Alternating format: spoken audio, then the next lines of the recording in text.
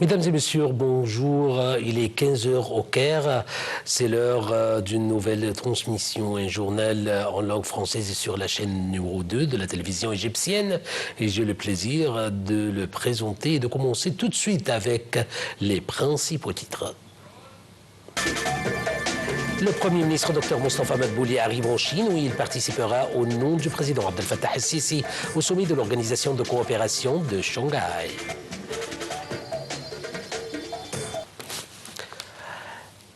Alors, à la une de nos actualités, le Premier ministre Dr Mostafa Madbouli est arrivé en Chine où il participera au nom du président Abdel Fattah el-Sisi au sommet de l'Organisation de coopération de Shanghai, l'OCS.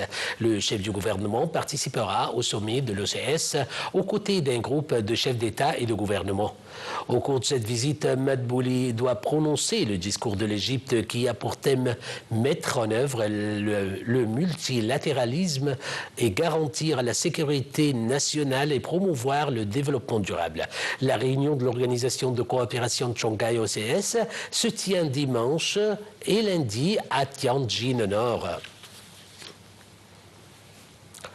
Le Premier ministre Dr Mostafa Madbouli a affirmé que l'État offre de nombreux avantages et incitations aux investisseurs étrangers et locaux et qu'il œuvre également à attirer davantage d'investissements directs et étrangers. Cette déclaration est intervenue lors de sa rencontre avec M. Mo Dingui, président du conseil d'administration d'une société chinoise de pétrochimie, et ce dans le cadre de la première réunion après son arrivée à Pékin pour participer au sommet de l'Organisation de la coopération de Shanghai. Dr Madbouli a souligné que les avantages et incitations offerts à l'entreprise pourraient aider les sociétés à se développer à l'avenir au Moyen-Orient et en Afrique.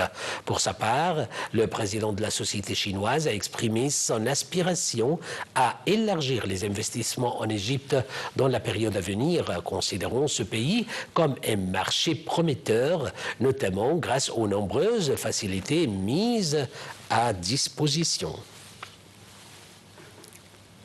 En marche de sa participation au nom du président Abdel Fattah el-Sisi au sommet de l'Organisation de coopération de Shanghai, plus le Premier ministre Dr Mostafa Madbouli a rencontré le membre du comité permanent du bureau politique du comité central du Parti communiste chinois.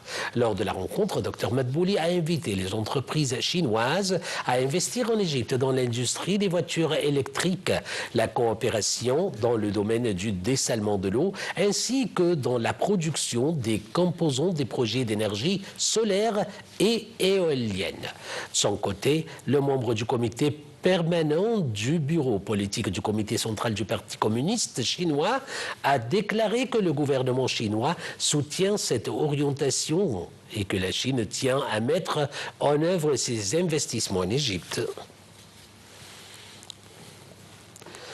Passons. Les États-Unis ont annoncé vendredi refuser l'octroi de visas à des membres de l'autorité palestinienne avant l'Assemblée générale de l'ONU prévue en septembre où la France plaidera pour la reconnaissance d'un État palestinien. Le point. Le secrétaire d'État américain Marco Rubio évoque et refuse l'octroi de visa pour les membres de l'Organisation de libération de la Palestine et de l'autorité palestinienne avant la prochaine Assemblée générale des Nations unies. C'est ce qu'a déclaré le département d'État dans un communiqué. Cette mesure extraordinaire approche encore plus l'administration Trump du gouvernement israélien qui rejette catégoriquement l'idée d'un État palestinien et cherche à mettre sur le même pied l'autorité palestinienne. L'administration Trump a été claire. Il est dans l'intérêt de notre sécurité nationale de tenir l'Organisation de libération de la Palestine et l'autorité palestinienne pour responsable de ne pas respecter leurs engagements et de compromettre les perspectives de paix, peut-on lire dans le communiqué. L'autorité palestinienne a en outre exprimé son profond regret et son étonnement face à cette décision qui est en contradiction avec le droit international et a appelé Washington à revenir dessus. Le département d'État a accusé les Palestiniens de se servir de la justice à des fins illégitimes en se tournant vers la Cour pénale internationale et la Cour internationale de justice pour résoudre leurs contentieux avec Israël. Le chef de la diplomatie française, Jean-Noël Barrot, a dénoncé samedi le refus par les États-Unis de l'octroi de visa à des responsables palestiniens pour venir à New York, affirmant que le siège de l'ONU ne saurait souffrir d'aucune restriction d'accès. Le siège des Nations Unies est un lieu de neutralité. C'est un sanctuaire au service de la paix. Une assemblée générale des Nations Unies ne saurait souffrir d'aucune restriction d'accès. C'est ce qu'a déclaré M. Barrot à Copenhague, peu avant une réunion des ministres des Affaires étrangères de l'Union européenne. À l'aéroport international d'Al Arish, le gouverneur du Nord, Sinaï Khaled Megawer, a accueilli ce matin une délégation du Sénat américain. La délégation américaine s'est ensuite rendue au poste frontière de Rafah, ainsi qu'au logistique du Croissant Rouge égyptien dans la ville d'Al Arish, afin de prendre connaissance des aides égyptiennes destinées à la bande de Gaza.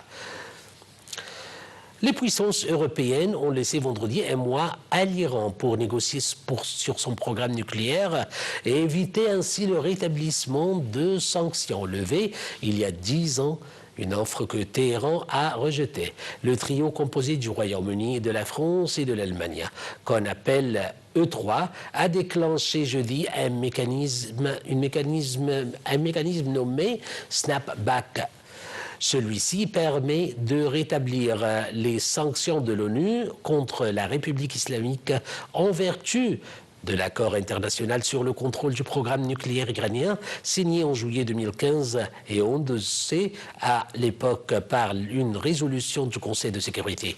Le secrétaire d'État américain Marco Rubio a toutefois répété jeudi que Washington restait ouvert à des pourparlers directs avec Téhéran, avec qui les relations diplomatiques sont rompues depuis 1980.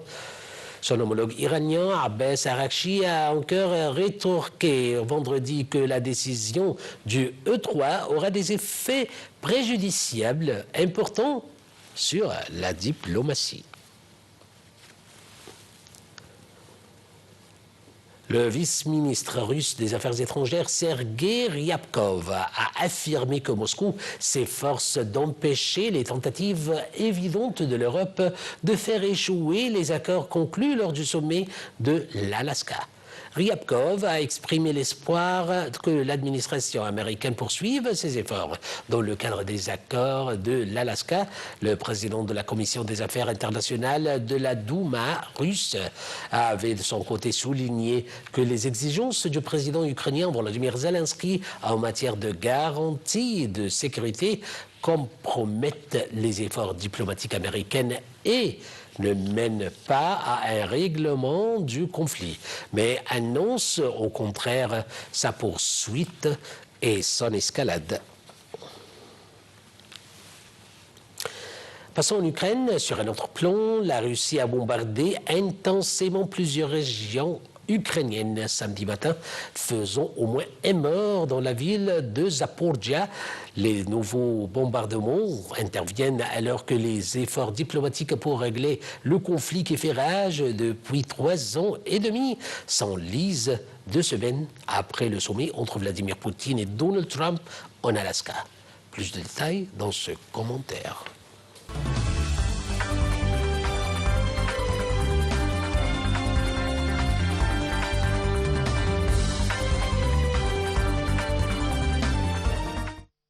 Et en ce qui concerne notre rubrique économie, le ministère du Pétrole a annoncé la signature de 4 accords avec des sociétés internationales de valeur de plus de 340 millions de dollars pour l'exploration du gaz et du pétrole en Méditerranée et dans le delta du Nil. Le ministère a ajouté que l'accord signé avec la société égyptienne Holding du gaz naturel prévoit le forage de 10 puits dans le cadre du premier axe de la stratégie du ministère axé sur l'intensification des activités de prospection et d'exploration ainsi que sur l'augmentation de la production.